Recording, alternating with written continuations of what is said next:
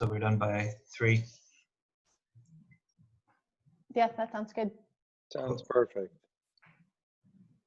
Okay. Well, do you think Roto is joining today? Anybody know? Or Chi, do you know if Michael is joining us today? Which one is Roto's student? Chi? Chi? Yeah, Qian Lao? Yeah.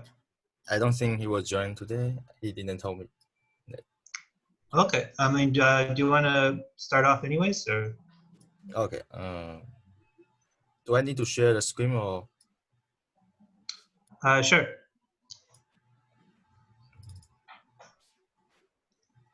So just give a kind of 2 or 3 minute presentation, and then we'll have a kind of informal conversation. So my thesis is about studying a building that possess the characteristic of nature, and like breaking down our narrow concept of the art of industrial building by introducing the neutral architecture, the building that are inspirable, comprehensible, the building that people from different background culture can easily understand just by looking at its form without specific knowledge required. So it's like buildings that speak in silence, the common language of people around the world, which is nature. And they have the power to lead us thinking, free ourselves from our narrow world of official and commercial world. Just like when we are in the nature, feeling refreshing and relaxing. So I've been looking in bunch of these buildings, this kind of buildings, and trying to systemize them, understand the logic behind them by categorize them based on different features, analyze and define what the connect means. So you can see in the middle there's the main categorize, the main analyze, which means the feature of different group of buildings. I put them in 6 groups. One is object, which means this building that represent a nature object, and this group of building that represent a concept, and this group of building that represent a pure shapes, and the other 3 groups, they are just like in between this idea. And also the surroundings are like another, there's 6 more analyzed category, 6 analyzed groups which focus on different topic. One this categorized. Hold on one second. Chi, excuse me, may I interrupt for 1 second? Would it be possible for you to zoom in to some of those? Because I think at least on my screen, it only looks like a diagram and I'm not able to see what it is you want us to see. It's also very low resolution. I went to the Miro board and when I zoom in, I can't see it anyway. So for example, this diagram, it focus on the dynamic, and this diagram focus on the reference. Like this, for example, the reference for this building is lotus, and which means it's the object. And here is the building of the reference for this building. For me, it looks like the starry sky, so it's like a universe. And here is the location of each buildings. And let me see. Here's the diagram focus on the weight of each buildings, how the buildings give me think of their weight, and the transparency. So like I'm trying to find like what's the connection between each trying to define the link between each diagram and see what and also I'm trying to synthesis, like combine different like based on this, my understanding of this diagram and see what, and if I can like create a new kind of building between each category, I think.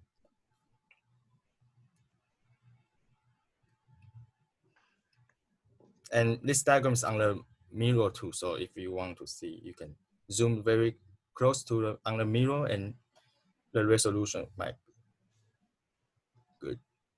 If you zoom very,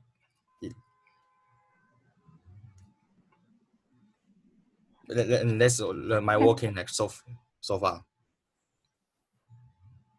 Okay. Should we go through all of them first, or should we talk about each one as we go? What do you think, Casey? Or Devin? Up to you guys. I don't know. What would the students prefer? Yeah, I think we can like briefly talk about what you guys think and move on. Okay. Okay.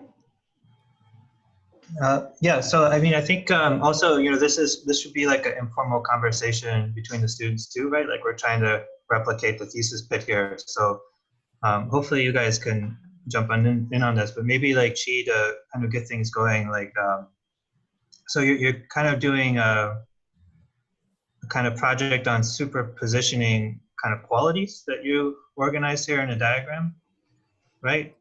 Yeah, I'm trying to start in like typologic of the design this kind of building. And what kind of building is this? It's like more like when you're looking at this kind of building, you have some kind of familiar feeling. Some might be the feeling of the nature object, some might be a concept, and some might just a pure shapes, I think. But like they make you, they're inspirable, they make you thinking what they are. It's not like the normal modern building that you feel indifference, feel cold. Like you stop thinking when you're looking at them because you don't feel the connection with this kind of modern building. But with this building, you have some kind of like familiar connection, I think. So I'm diagramming, like understanding the logic behind this kind, how like why this building are attractive and have such connection with me.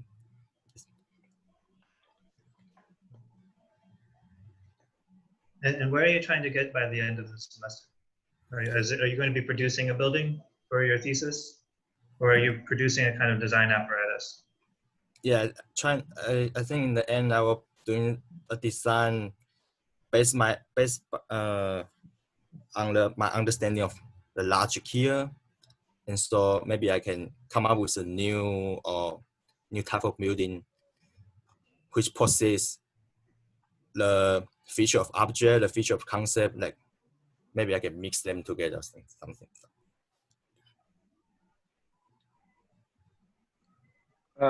Gee, what are you thinking of doing for miniatures, which is next week? What are you thinking to do for that? Yes. I'm not sure right now, 'cause I'm still but maybe we can out. help you with that. Maybe we can talk about that and give you some support for that. Because that might be a way to move things forward, is to run a few experiments. Yeah, sure. So what is your idea right now in terms of miniatures? What do you think you would want to submit?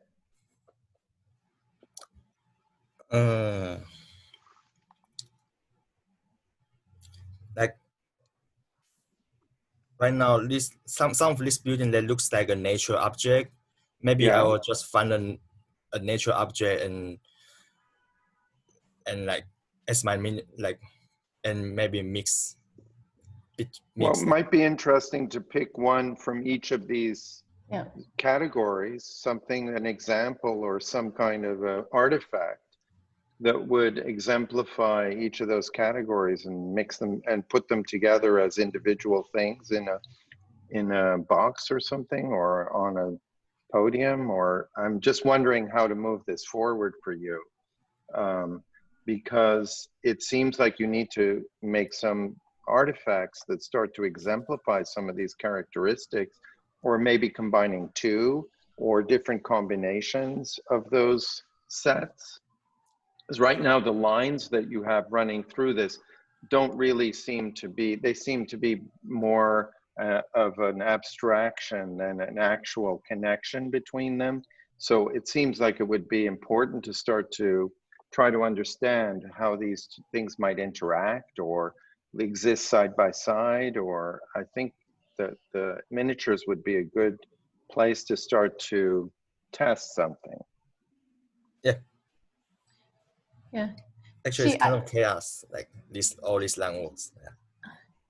Yeah, I mean, I think I would echo what Peter was saying. I think that you know, chaos can be an exciting way to jump in for some people. I know I've been attracted to it at different points myself. But I think, like, listening to you talk, I think that there's a lot of kind of observations that you're, I think, anticipating to make. My sense is you've probably already made some of them, and I would just, maybe your classmates can kind of echo here and just encourage you to say that probably some of the observations that you've already been seeing are authorization enough for you to start to develop, maybe like Peter was saying, develop a building that might fit into the object category that you've developed with a certain set of qualities. And I say building in this case, and maybe I just mean artifact. I mean, it could be a drawing, it could be a model, it could be what you were implying maybe of pulling several objects together to make a new object that then, once it becomes photographed, it could be of use to you. I guess another thought I had was there definitely you seem to like to cycle through things. So I had you know, the idea of a cube or something that you could maybe rotate it, and on each side you would, you know, object would be on one side, concept would be on another, you know, almost like a die, like a playing die, you know, and it could kind of roll around, and that way you would be able to see, if you were looking at something elevationally, you'd be able to see one type of observation that you've made, or one jump towards an artifact.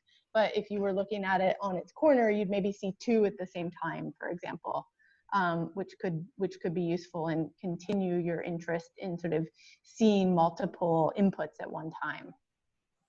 Yeah, they can be an option. Like, however, I will definitely make the artifact for the miniature, like, based on this feature in different set of. Yeah. Hello. Hi, it's Devin. I'm super interested in the kind of question that you're asking, because it, in a way, has to do with how legible these artifacts are versus how abstract they are. And you have a really kind of unusual exchange of, let's say, analysis going on your board, where you use language, actual written language, like the word shape.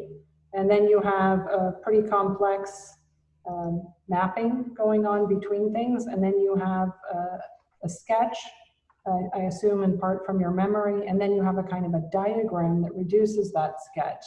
And so one of the questions that I think would be really important to try to understand is, what is the, to kind of answer your question about this familiar form, like at what point is it abstract versus at what point does it need to be much more precise and legible and recognizable?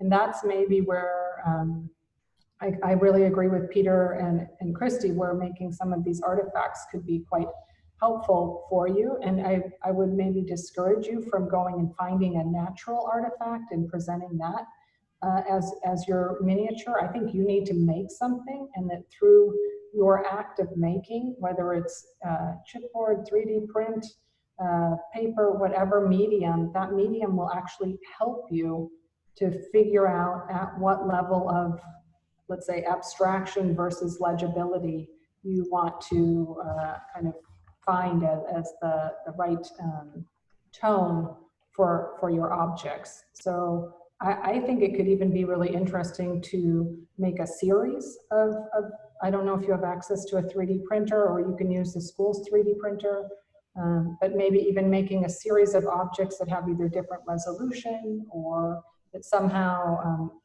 help you to clarify what exactly you mean by this kind of sense of memory or shape and familiarity. I think it would be kind of a great test to try something at miniatures, and even to maybe do a little bit of a collective sourcing and ask people, what do you think this is, and present them with some objects. I don't know, it could be really like a way to even engage some of your classmates. Yes, really. It can be my miniature, like a series of experimental object that represent the resolution or represent the abstract, like the idea of the abstract or the object. Okay, great. Do any of your classmates have any observations? We definitely should continue to encourage the students to, because sometimes hearing it from us isn't quite, it's a different type of useful than hearing it from your classmates. Like, do any of the students on here have questions for Chi, things that caught your ears or eyes? I have a question. I don't know if there was something in relation, or is it something only I'm reading, but the buildings in this diagram have some features that are very similar in terms of, like, I can see a lot of buildings like the Baha'i Temple in the object, and the Sydney Opera House over there, Oscar Niema's building in the concept, as well as Zaha's building on the top, or the pyramidical structures in the shape object have like this pyramidical flowery contoury sub things to it. So is it like something where you are sculpting the same object in different resolutions, or is it each different resolution having a different meaning or a different reading towards it? Because from this diagram, it finds really interesting to see how the samplings are so identical and have features that they're sharing among them. So maybe if I were you, I would make 5 objects which represented each of them, but had a simple language or a continuity or something that it shared as an element, or a logic towards some sort of a sharing concept, maybe, if that makes sense. That makes a lot of sense, Yash. I think that's a great suggestion.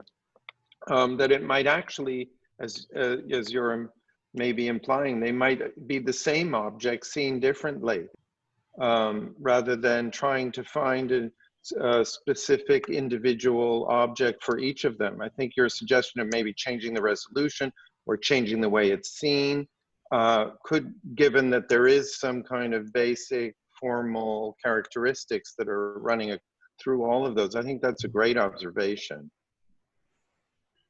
Yeah, like when I'm putting them into several different groups, some like I'm confused also, like whether this building should be here or like, cause it have the characteristics of other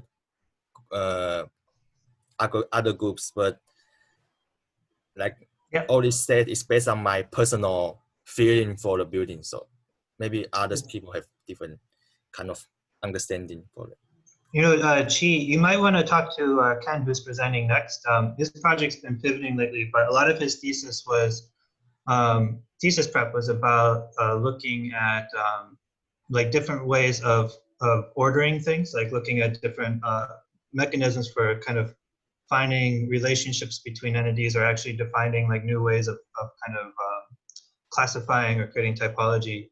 Also, there's a student in the fiction entertainment, Kiddis, who's been doing a lot of that kind of work with African symbolic languages, which, you know, might not seem similar, but it's the same kind of thing where you're trying to find a way of projecting kind of order, classifications, and relationships onto these kind of subjective sets, and like what sorts of instruments or methods you could use for that.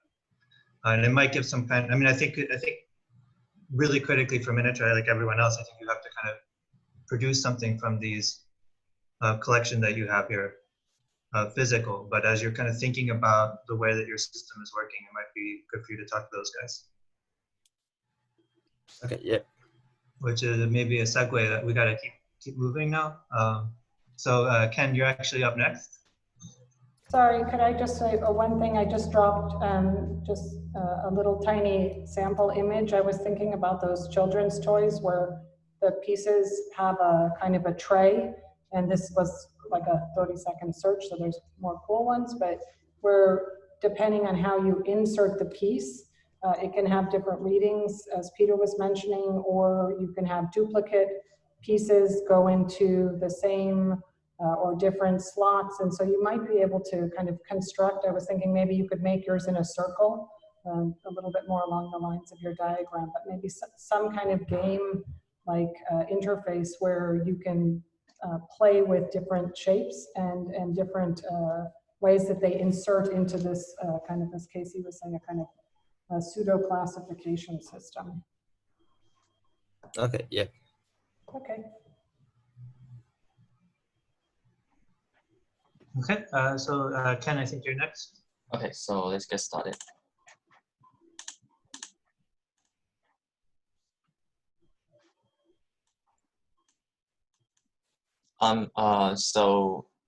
Basically my thesis is doing some AR stuff. So allowing the user to scan the existing building. So some information will be superimposed on it. I think, and also I think AR is that at the right place, right time, get the right information. But I would like to switch information this word to illusion or imagination, like some experience images on my board. For the imagination, it's what I'm gonna do for this summer. It is continuing my thesis prep, which is talking about typology and type of the architecture. And I think this is interesting to discuss how AR affects the users' kind of perception and or experience some of environmental experiences through my imagination, which is AR. And so the next step will be kind of a series of tests. So, and you can see these two images. The top one is the original one. And when I put into the TSNE and you become like this. Sorry, did I? Oh, I'm sorry to interrupt. I think I just moved groups while presenting though. So if Faris can hear me, can you just put me back? Thank you. Okay. So yeah, and a next step would be like discuss or some tests like what TSNE affect, like something behind it. And yeah, that's pretty much it.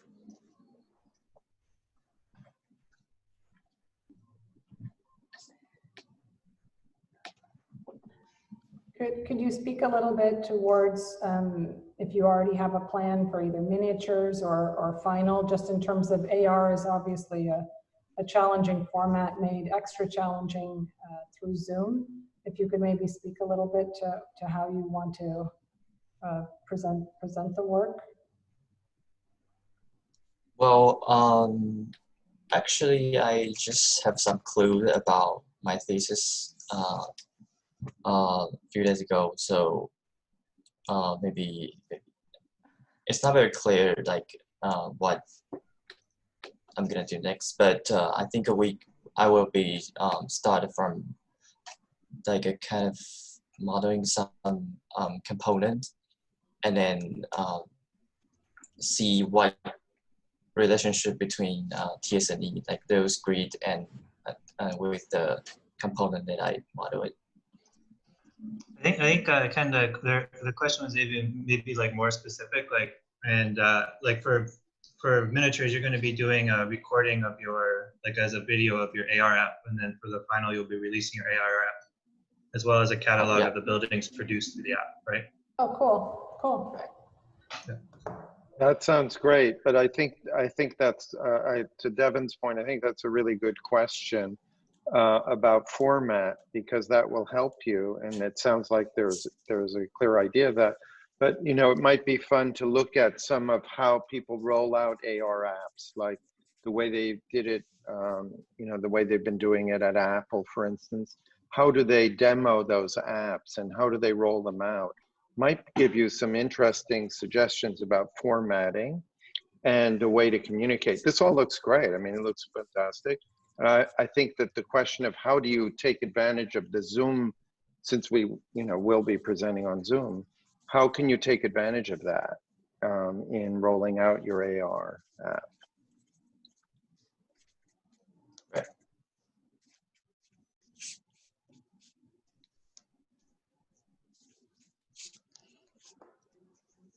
I'm on a small screen today.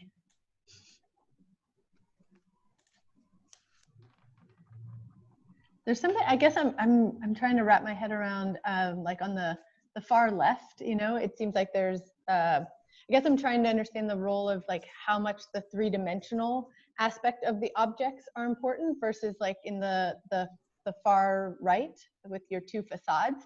Like they almost start to, we imagine spatial qualities behind them, but it almost seems like a wallpaper or something that someone has put up on top of that facade that you could kind of almost like roll it up into a tube, versus maybe it's just, I'm still thinking of Devin's reference from the previous one, which is like the other way would be you'd have like all those blocks and you'd put them into like a bucket and take them somewhere.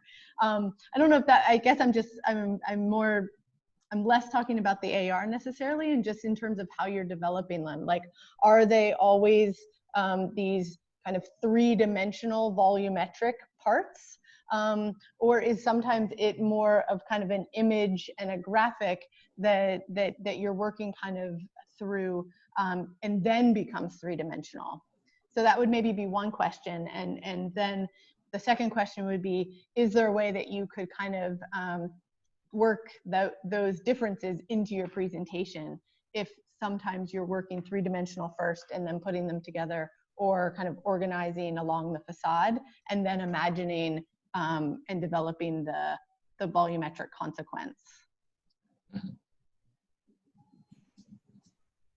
Yeah, I think these are really great points, and I'm just kind of reminded of I see the site, the wine's kind of approach here to things coming apart or things getting dissolved or turning into ruin, and it's funny. It kind of has like the beautiful blue sky, a little bit like your image, and I'm thinking that a few years ago when Alessio and Runzi did their games of deletion, which focused heavily on AR, which I'm sure you've seen, it was a kind of inverse conversation which was really about taking things away, deleting, rather than augmenting or adding. And I think that's I think that's still a really great like area and territory that's still interesting to try to sort through. Like when you think about augmentation, typically something gets added. You're like introducing something into the scene, and I'm just kind of, I'm excited by the image that you have in the lower left, where something also could get taken away from the scene, and I think maybe playing back and forth in additional information, but also taking information away, and even like taking information away at a code level, which I think Casey could probably help you mess with the interface, so that part of it is like even your phone and the tags and that like someone holding it, all of a sudden maybe things start to disappear off the screen. And so you get this kind of, you know, plus minus, add, delete effect, and that the interface has a kind of agency or active role in that. And that would be quite playful. And whether or not that's, let's say, a design tool or more of just like a fun interface is probably another discussion. But it would be a little bit maybe more like these cool examples you have over on the right, where you can't quite tell if something's been added in from the Photoshop or moved around or taken away. It like puts everything into flux rather than like, yes, we're going to add something and now it's better and then there's more fidelity. Okay. I think the question, I mean, that we've been kind of talking about between Ken and myself is like looking at the representational tool of AR and what its possibilities are. Initially, like kind of started out first analytical, which is kind of what the two images on the right are. And also in the upper right-hand corner, you can see the front facade is doing the same thing.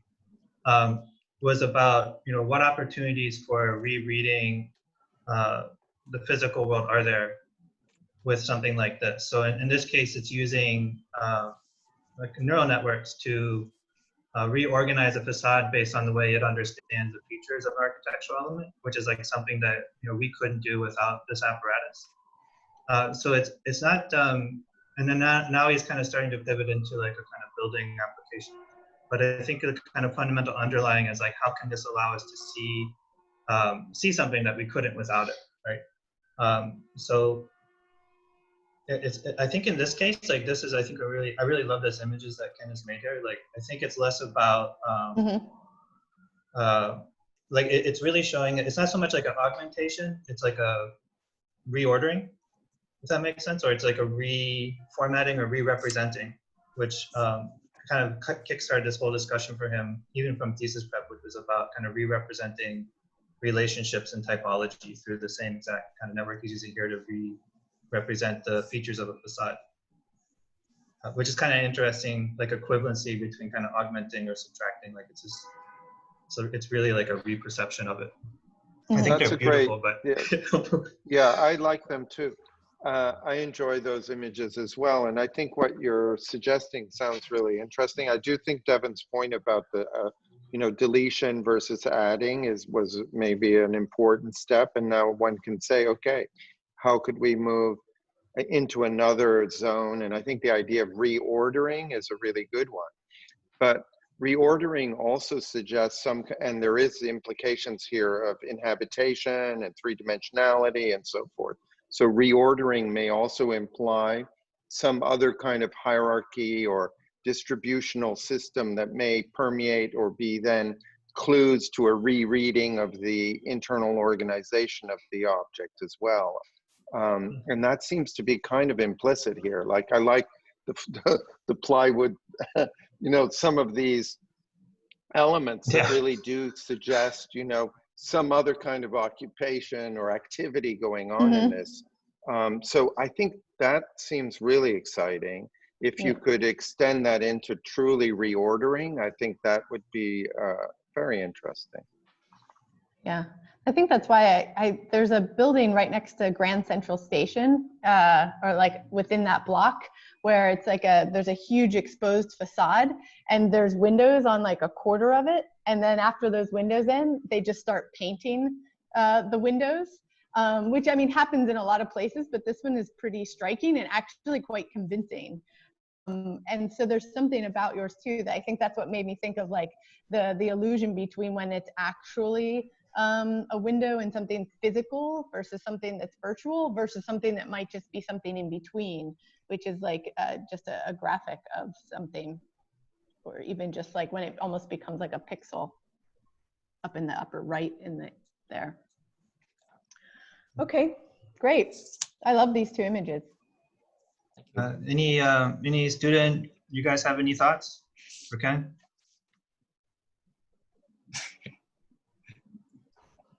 Oh. I'm gonna start calling on people. Yeah. Let's see whose face is on. Junkai's face is on. Junkai, you got any thoughts? Junkai, or? Yeah, I'm here. I'm here. He might be prepping for his. Yeah, he's next. For his Shin, you got presentation. thoughts? I see Shin is smiling. Yeah, I think it's very promising to, for example, combine different elements in the facade. Because, for example, the same window elements has similar formal language, but with different dimensions. With the AR, it's able to like formally just bashing together different elements. yeah, I really like this idea.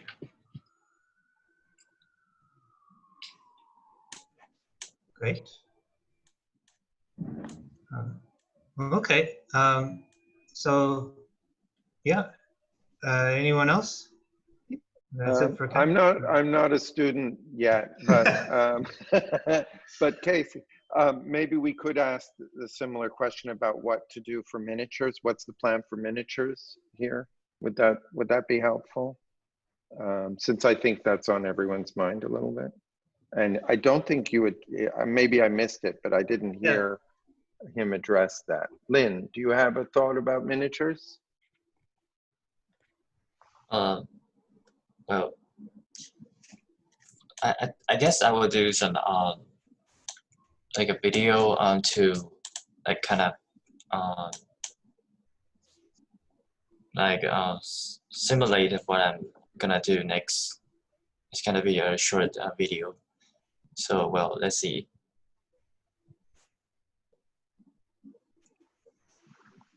Okay. Okay. Great. Cool. So we go on to the next one. Okay, let me share the screen. My thesis focused on the resident discussion, and what I'm concerned about is house where about 10 people living 3 families. This type of housing need to be refined. I will create a new design method that can adopt a different site. It can better adapt the surrounding environment, connect with land. And take this site as an example. It's a Jefferson Beverly, and it sounds of a large residential area, as well as a small piece of the site, and describe its texture.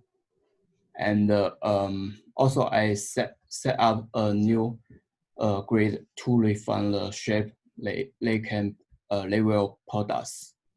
And layer color planes are the new shape is straight, and the sex planes products here define layer dimensions and directions by adding threading or combining less. Let the shape conform to proportion of the new house, and each small piece form have its own color and materials. And finally constitute a large object. And this is a source of the new residential form. And there is a new site. The shape of the straight land is different, and it will also bring a new form of the resident. Yeah.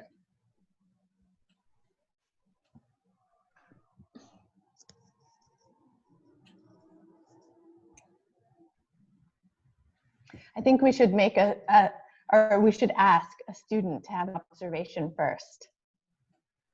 Because once we get excited and dive in, sometimes we take up a lot of room. Maybe, how about Lindsay or Julia?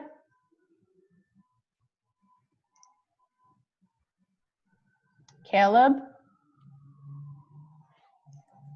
Tyan? Tractor. Me? Here it comes. Yeah, go for it. Okay. So I think it's good idea to look out the existing house that is he researching, and this is the good started to develop the model to the next level of the design. But one thing that I have the question. So the final building is gonna be the one, or it's gonna be like a separate mini building for your final model? My final model will show the different types of the building. So maybe have a 12 object or 9 object. Okay. Yeah. Okay, thank you.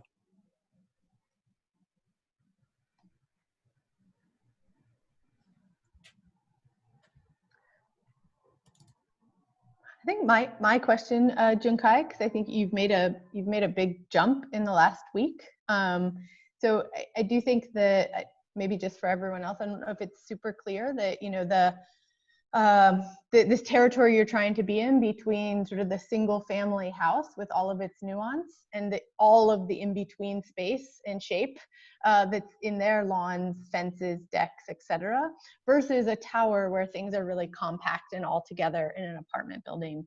And that as part of that, you sort of see this as kind of a composite of a bunch of single family homes that are kind of pushed together and create a consequence of maybe new ways of interacting. So that's a really quick summary, but what it brings to question for me is how are you going to show, we're looking at it so much from the outside, but what's really going to be new here is your new form of like the lobby, which would be in the apartment building, which is kind of the only collective space, or in the houses, like the backyard, which is quite expansive but flat. In this case, you know, those spaces where those four families might be interacting are going to be shapes themselves in a way that are going to have proportions and textures. And so I wonder, as you're starting to develop these kind of semi-compact blocks, if you also need to be thinking of the space that maybe is only air, but that would be defined, but if you need to be able to pull them out and see them as objects as well, that have profiles and proportions and get narrow sometimes and get really high sometimes, so that people understand that you're not just kind of doing an apartment building status quo where like a dingbat or something where we kind of push everything together and try to get it compact, but that the element that's rolling around in there that connects everything up, i.e. the yard, or like I said, the elevator lobby, that's become something new for you. And I'm not sure, maybe others can speak to that, whether they see that yet or whether that's clear in your presentation. Or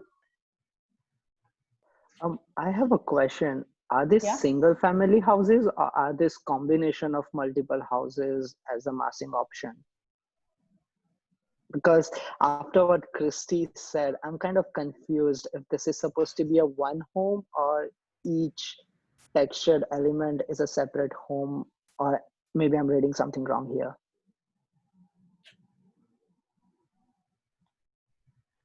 Like are the components indexing program or units or? Junkai, can you hear us? Yeah. Okay, I think the simple question is one of these boxes one housing unit, or is it, you know, 5 or 6 houses? How many families live in one of those boxes? Three families were living in one house. Okay. I wonder if we need to to get us over the hump, like if it needs to have a different name. So it's not an apartment, you know, it's not like 4 apartments in a multi-use thing, and it's also not like a big house, right? Like I feel like it might be useful if you kind of come up with another name of to help structure how you're thinking of this new way of living. Oh, got it. Or not new. I mean, I think that, you know, there certainly are. Anyway, I'm going to stop talking. Yeah, there are antecedents like the triple decker, which is an American, you know, invention, the triple decker, that is more East Coast, of course. But one of the things that, at least in my experience with looking at those kinds of housing models, is circulation. Access, stairs, circulation are the critical component to being able to reorganize housing. So how you deal with movement, circulation, can open up many more options by maybe having, you know, duplicated entries, or, you know, multiple stairs, or that might be something to start to investigate. I think is how you describe a movement system. And maybe also the idea that today that you could reprogram those connections. So some rooms might be the gray rooms or the gray parts might be swing units that, or spaces that you can expand into or contract from or lease out and so forth. So I think that's, from a social and economic point of view, that would be a new typology for LA that would be really interesting, that could allow for more, let's say, adaptive behavior, flexibility, new kinds of, let's say, family organizations or new kinds of social units, which would be an argument for doing this kind of work. Mm-hmm. I love the triple decker reference, Peter. I just put it on the Miro board, Junkai, that you can look at it later. That's a really nice reference. Just out of curiosity, like we kind of need to move on in a little bit, but what's the image on the Miro board?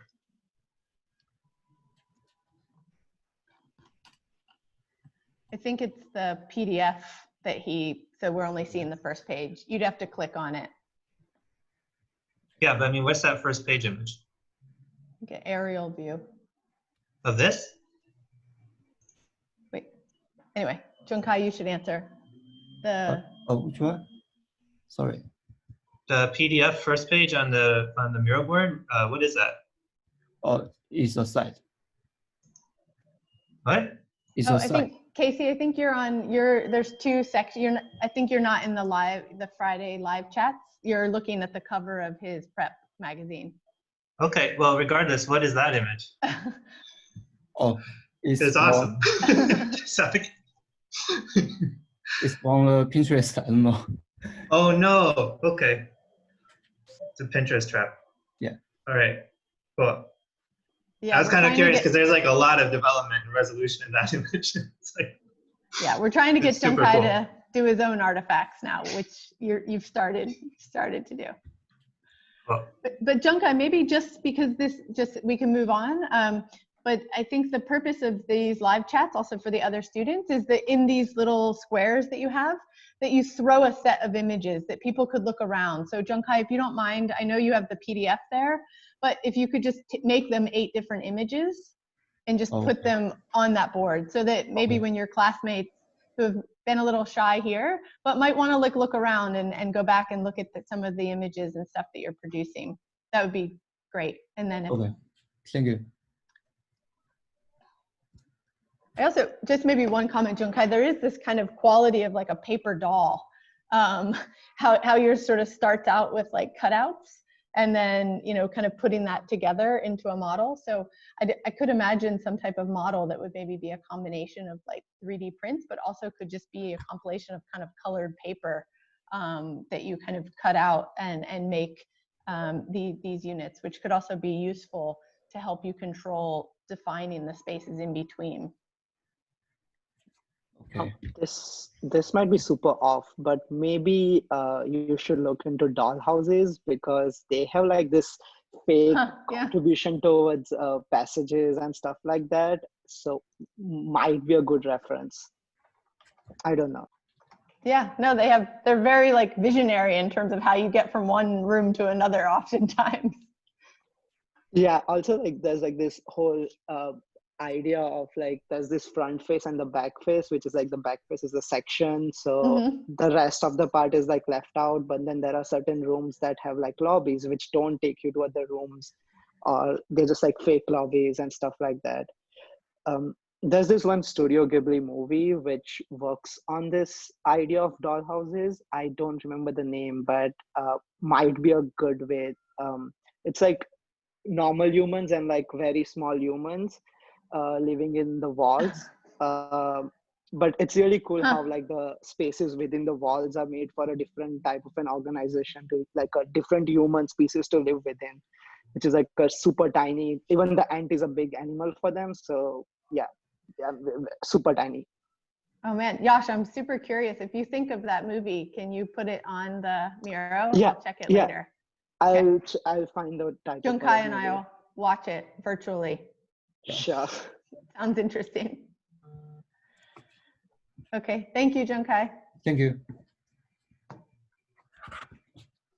Jenna's the last one for today. Yeah. And you, Ting?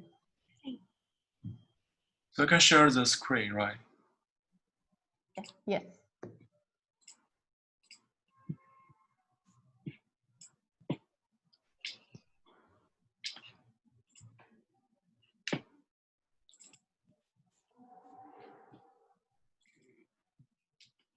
Okay, so I'm Xinliu, and this is my partner Yuting. Our thesis is Digital Supermarket, subtitle Food for All. It's instructed by Peter Testa and Devon Weiser. Digital Supermarket is a story about food. It's a blockchain around the food production, delivery, consumption. It's able to create an opportunity for new design language, multiple simultaneous stories across many aspects of architecture, and each story has its own representation and resolution. Some about buildings, some about other connected worlds. So overall, it's in an ecology of food. So why do we do the digital supermarket? Because we want to bring the idea of the big fat now into architecture. Our workflow is more about collect, curate, and reappropriate. So you can look at this page for the big fat now. It also proposes the idea of non-correlational attributes between virtual world and the real world, between objects and its material and the representation. So we have multiple techniques to create this kind of digital materiality and the digital representation. We also argues for how design can be influenced by the representation. For example, the narrative of the film could reflect a new paradigm of the programming, as a new ways of seeing, branding, and imaging reflects to the changes conceptually how blockchain works. For the project delivery, we're gonna have for the miniature, it's a digital shopping cart, and the final project is many C with with a supermarket. So for the miniature, it's a shopping cart model with some small miniature C containing, for example, tiny shopping cart and some real scale objects. It's both the miniature in scale and the miniature in concept. Yeah.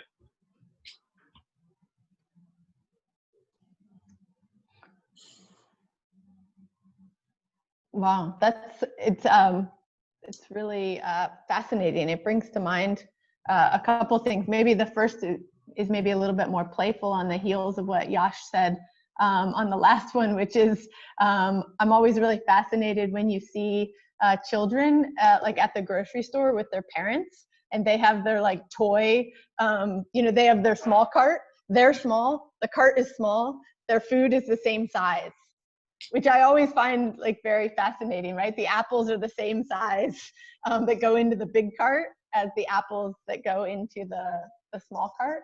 So I don't know if that's of interest at all, but I think that size juxtaposition in the real world, which is like real world, but that we see a lot is quite interesting. Or the other one I see quite a lot, since we go for a lot of walks right now, is like, someone who has a baby in a baby carriage, and then they have like a toddler, and that toddler has their own like baby carriage with the baby, but the babies are the same size, which I think is maybe really interesting for your scale experiment for miniatures.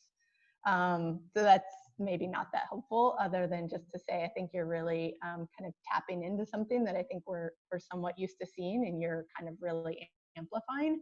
My other comment would maybe be a little bit more useful as a reference, and maybe Devin knows, I can't remember, but Greg Lynn's studio in Vienna just did a market studio last year, and it's also, I'll put the link in the chat.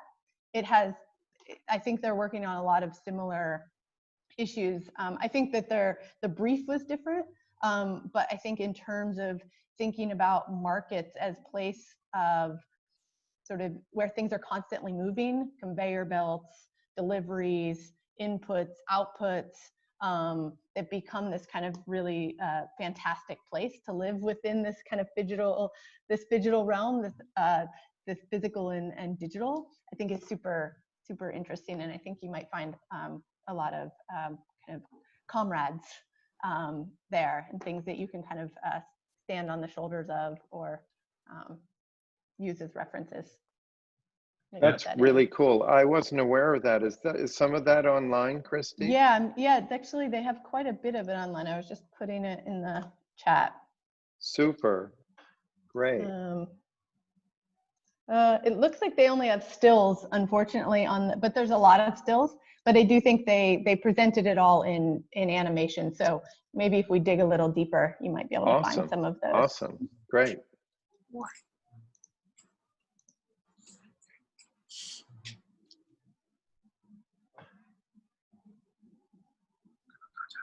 Well, what I really love about the way that the project is starting to come together, and of course Zoom is a little bit of a challenge to try to get all the ideas across, is that you're going to take animation, which we all know you guys are amazing at, and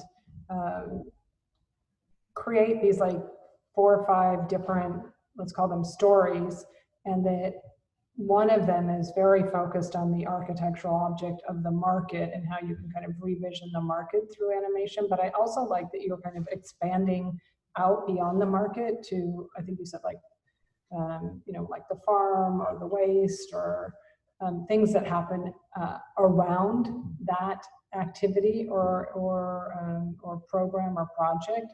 And I think that's a really fresh way to think about architecture. I mean, we kind of get ourselves locked into, I'm going to design the building, and I think what you're doing by using the animation medium and these kind of scenarios is to say, like, that building even is affiliated with all kinds of other activity things, and even if we don't think about it like in a immediate way, it's kind of a really fun thing to think about, like all the friends, if you will, or like all the kind of related projects that happen to any one building. So I like that you're going to kind of tell this story, you know, of maybe a primary character, but that it also has these, like all these other stories that go with it, and that's a really great way to think about architecture, and it kind of, you know, gets us away from a single point of view or a single representational style even. And so I'm really excited to see all this come together.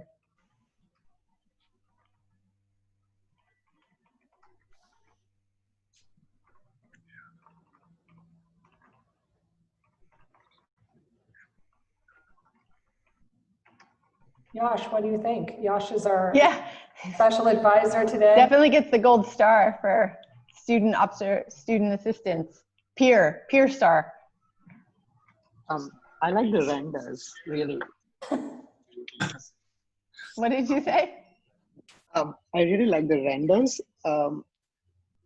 Maybe the stories that Devin was talking about, where they move out of the supermarket, do not need to still have the cart as their element, and it could move towards, like, if it's a farm, then it would be interesting to see it through the eyes of an ant or a cricket, because like a shopping cart is very dominantly a product from a supermarket and not a object that I would relate to a farm, because there is some sort of a surrealistic relationship to the object towards the space it is related towards it. So I don't know. I think that's a really great point, in that it's makes me think, like, and I think we've talked with Shin and Yuting a little bit about this, but like, do you need a character to kind of bring someone into the format of animation or cinema just because that's the way we're comfortable doing it, or could you have your story without a character? So whether or not you need shopping cart and cricket and so forth, or whether it's a more, let's say, dry or just more kind of not so kind of singular protagonist taking you through the story. I think those are.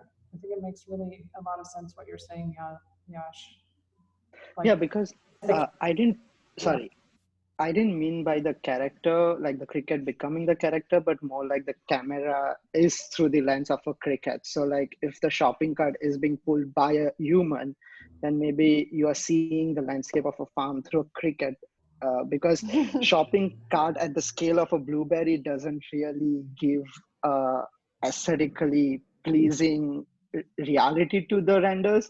Like I can see the first render where the shopping cart is between the aisles, and I can mistake it. It is from a real supermarket shot with a dramatic lighting. So like I know Shin and you didn't have this quality of like real super realistic renders, and they can really disorient a viewer from like saying it's a render or a reality. So yeah, no, might be really right about but the camera is where the camera is positioned and how it moves is super important. Good point. Also, it's a miniature.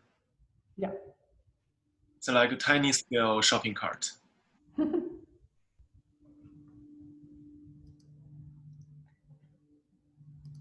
So the project is kind of inherently transactional, right? In the way that you've set it up. And so I wonder, I mean, ultimately, I think probably like you're hyper competent with the kind of cinematic production, and that's what this should be. But you may want to kind of look at the work of someone like Ian Chang, who is someone that does kind of more real-time media stuff, like constantly evolving media installations, and the way that he has kind of theorized on that kind of medium versus the cinematic, right, which has a bit more to do with these kind of relational project that that this kind of sampling, collecting, curating environment starts to suggest. So like, and like one of the things he does is, he's like, for an artist, he's like super explicit about how he produces the works and why he's thinking about it, because they're built off of kind of game logics and these kind of relational animations and sequences. They have to be incredibly detailed storyboard in terms of these interactions. But like one of the things he does, and it kind of relates to I think the way you're thinking about this, is that there's only like one protagonist in these kind of evolving things that has like a kind of agenda, let's say. And then the kind of remaining agencies within this environment of exchange are more, they give the appearance of agenda, but they're really just, they're really just reactionary to an extent. Like they have certain kind of dumb rule sets and things, but they're more responsive to the way that the world is shifting. So what happens is the protagonist starts to have to negotiate the kind of changing environment. Like it has an agenda, but its environment is constantly evolving over the course of the exhibition, right? Which starts to produce like a very non-cinematic type of representation of these kind of transactional relationships as a design product. It's a big reason why like Damian is like a huge fan of Ian Chang's. He's like one of the few artists that's really taken on a lot of the issues that you're talking about here in both like a kind of productive way, but also kind of theoretical way simultaneously, which is pretty unusual. Like a lot of people make cool stuff, but don't really talk about it really well. Or talk about it really well, but make bad stuff. But he's like one of those guys that's kind of nailed it. That's really on this corner that you're in right now. The goal is to make cool stuff and talk about it in a new way. You're absolutely right, Casey. That's where we want to go. Well, it's like one of the rare examples where there's not a lot of post-rationalization. So like if you're like interested in the way he sets up his world, he's like one of the few people that actually, just says, this is what I was thinking about when I set up this world. This is how it works. And this is why it works this way, both from a kind of philosophical and then technical point of view, which is pretty unusual for artists. It's usually kind of one or the other, right? Yeah, but that's essential in thesis, right? In thesis, that would be a threshold, right? To get to, yeah, totally. Great point. Maybe just on the other end of the spectrum, since we're going into a weekend, when I was seeing the kind of images in the supermarket, I was just it made me think of the Big Lebowski, the Coen brothers film, and the kind of scene inside the kitchen, the grocery store aisles. And so I just did a quick search, and it, you know, because I was thinking, you know what, like the grocery store aisles are, they host a lot of scenes in movies. And so I know that you're obviously, you have your own style and vision, but in terms of like camera angles and how they kind of use the aisle and the kind of the walls of the shelves, it might be really useful. So I just quickly found this 25 best supermarket scenes of movies. So I'm sure it's not hyper intellectual, but it might be a fun for you to just start to see how cameras have been at play and some films that might be of interest. I'll put it in the chat. So we're supposed to move back to the main room now, I think. So, okay, great. Yeah, Let me. Thanks very much for hosting, Casey. Thank you, Christy. Yeah. Thanks, Devin. Yeah, thanks very much. That was great. Did you guys get the link? Yes, we got it. Okay, good. If not, I'll just send it to you separate. All right, thanks, Casey. You can jump us now. Let me check back in with Florencia. Oh, that was fun. I miss all of you. Peter, I definitely miss teaching with you. Yeah, me too. You know that. You just co-teach all these guys. Yeah, exactly. No, it's terrible, right? I know. But we'll be together soon. Yeah, for sure. At least in the other room.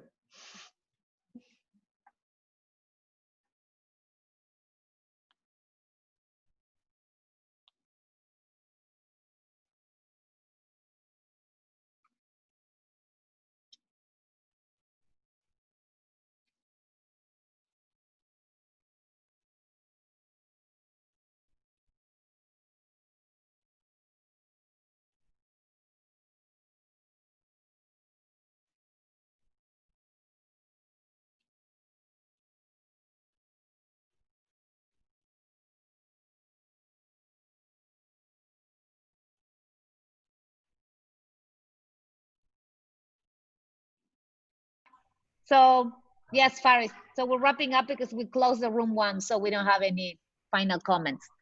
So thank you, everybody. See you at Fridays at 5. Bye. Bye.